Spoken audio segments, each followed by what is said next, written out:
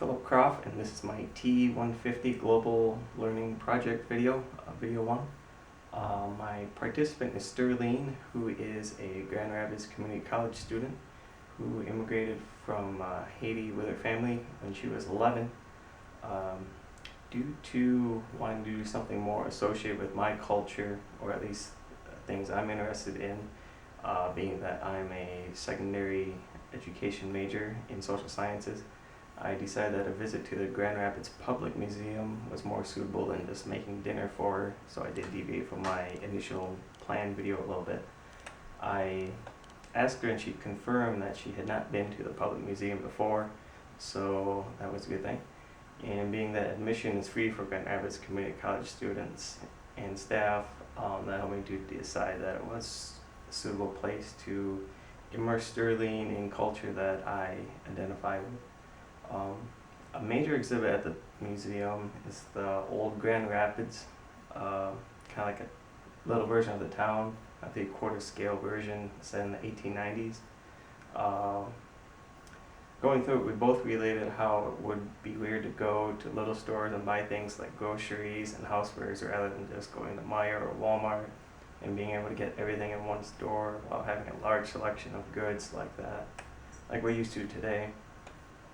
Another major exhibit at the Public Museum is the Civil War exhibit, and her understanding of the Civil War and the abolition of slavery didn't seem to be as extensive as I would expect of an American student of her age, though I figure this may be due to her identifying with Haitian culture and also American culture at the same time.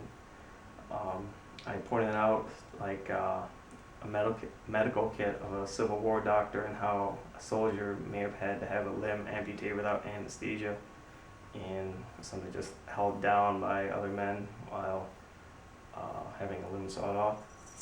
I also gave a quick rundown of Abraham Lincoln's significance in the Civil War and why he was assassinated. Sterling wasn't too familiar when she saw a big photograph on a wall of him. She didn't know that Grand Rapids was and still is known for furniture production. A major exhibit at the museum is the furniture making exhibit, which includes a restored industrial steam engine, which used to be used locally in a furniture factory. I showed her how the steam engine would have powered the furniture making machinery of the time. Unfortunately, the rest of the exhibit was being remodeled, so we didn't get to see as much of it as we would have liked to. Sterling hasn't seemed to explored Michigan nature a whole lot, so she did find the lifelike nature exhibits fascinating. The museum has a Michigan forest, an agricultural field and woodland type setting, and also a beach type setting, and she found all those to be pretty interesting to see.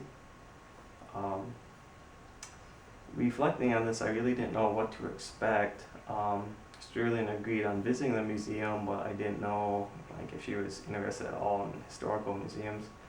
But she did seem interested in such things based on her reactions and seeing and reading about things at the museum, such as Civil War injuries or forest wildlife.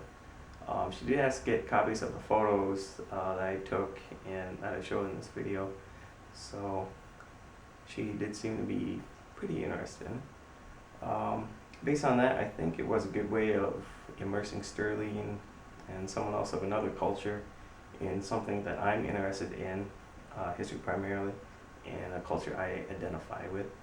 I think it's interesting how Sterling doesn't have a whole lot of knowledge on the United States or Michigan or Grand Rapids history that a lot of us might take for granted, despite living in Michigan since she was 15.